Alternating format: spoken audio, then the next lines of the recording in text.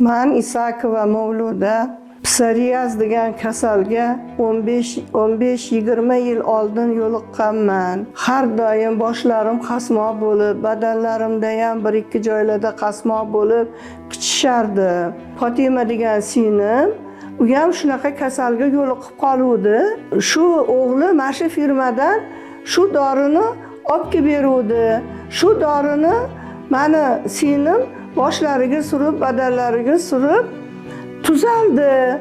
Siz ham olib, siz ham suring shu dorini deb singlim aytgani uchun men shu dorini firmasiga murojaat qildim. Psarinorin degan dorini firmadan olib ishlatuvdim.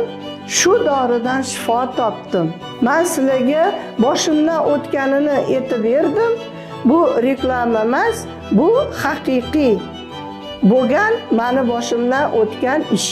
Hammalarga tavsiya qilaman.